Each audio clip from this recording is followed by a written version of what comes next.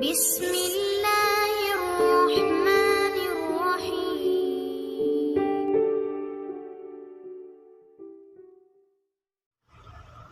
अस्सलामुअलैकुम everyone, welcome to doctor Rishpa channel. कैसे हैं आप सब? उम्मीद करती हूँ सब ठीक होंगे। व्यूअर्स आज हम आपके साथ शेयर करेंगे एपीवाल सिरप के हवाले से। एपीवाल सिरप हम किस तरह यूज़ करते हैं और क्यों यूज़ करते हैं, किन हालत में इसे यूज़ करना चाहिए व्यूअर्स।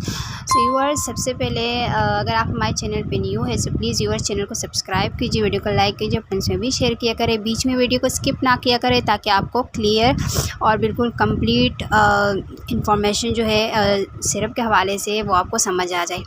व्यूअर्स चलिए स्टार्ट करते हैं।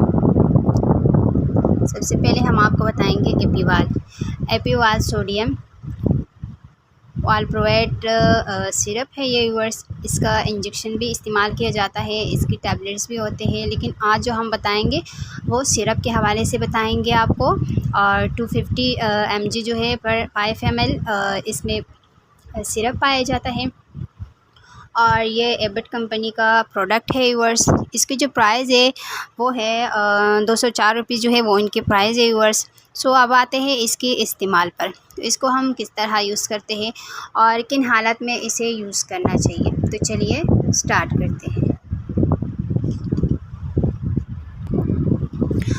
इस सिरप का इस्तेमाल वो लोग करते हैं जिनको फिट्स यानी झटके लगते हैं, बॉडी में झटके लगना, जिस तरीके से बॉडी में झटके लग जाते हैं तो वो लोग इस सिरप का इस्तेमाल कर सकते हैं। बच्चों के लिए ज़्यादातर ये स्पेशल है व्यूअर्स। झटके कैसे होते हैं और यानी कैसे होने चाहिए झटके पूरे जिस्म पे, तो वो भी आपको बताएं। अगर आपका पूरा जिस्म यानी कांपना जिस्म, पूरे जिस्म पे झटके लग जाना, तो उसके लिए इसका इस्तेमाल बेस्ट है, यानी फिट्स हो जाते हैं पूरी जिस्म पे, ठीक है व्यूअर्स। और अगर आपके आधे जिस्म पे झटके हैं तो उसके वो भी एक झटका है। जिस तरीके से व्यूअर्स हम कहते हैं कि पूरे जिस्म पे झटके हो तो उसे ही झटके कहा जाता है, नहीं व्यूअर्स, पूरे जिस्म पे झटके हो और यानी पूरे जिस्म का कांपना तो भी एक झटका है। अगर आधा जिस्म बिल्कुल मतलब क्लियर है और आधे जिस्म पे झटके हैं तो वो भी ख़तरनाक है व्यूअर्स। और अगर एक उंगली पर भी झटका है तो वो भी एक झटका है, ठीक है। उसके लिए भी इसका इस्तेमाल किया जाता है इस सिरप का।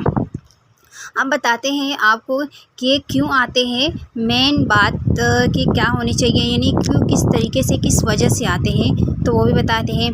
जब बॉडी में खून की कमी ज़्यादा हो तो फिट्स आते हैं व्यूअर्स, यानी खून की कमी बहुत ज़्यादा हो जाती है और ज़्यादातर लोगों को पता नहीं चलता कि खून की कमी है, कमज़ोरी इतनी ज़्यादा हो जाती है, तो उसकी वजह से भी फिट्स का आना 100% है व्यूअर्स। और या फिर अगर दिमाग की कमज़ोरी हो तो भी फिट्स आते हैं। जिस तरीके से अगर आपकी दिमाग की कमज़ोरी हो तो उसकी वजह से भी फिट्स आ जाते हैं व्यूअर्स और पूरी बॉडी पे। तो फिर आपने उसकी ट्रीटमेंट किस तरीके से करनी है वो भी आपको बताते हैं कि आपने इसकी ट्रीटमेंट कैसे स्टार्ट करनी है।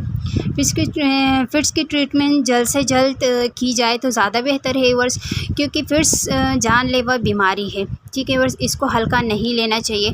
फिट्स की ट्रीटमेंट अगर फ़र्स्ट टाइम, जिस तरीके से अगर फ़र्स्ट टाइम आपको फिट्स पड़े हैं तो उसकी ट्रीटमेंट हम कैसे करते हैं, मतलब किस तरह हमें पता चलता है कि ये क्यों बॉडी में आए हैं और किस वजह से आए हैं। तो मेन रीज़न इसका मालूम करने के लिए हमने करना क्या होता है व्यूअर्स, सबसे पहले अपनी पूरी बॉडी के जो टेस्ट है वो करवाने होते हैं।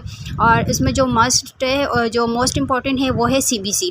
जिस तरीके से मैंने आपसे कहा कि अगर खून की कमी बहुत ज़्यादा है तो उसके लिए आपने CBC करवाना ज़रूरी है। खून की कमी ज़्यादा है तो उस वजह से भी फिट्स आते हैं, चाहे बड़े हैं या बच्चे हैं या बूढ़े हैं, जो भी है, लेकिन फिट्स आ जाते हैं।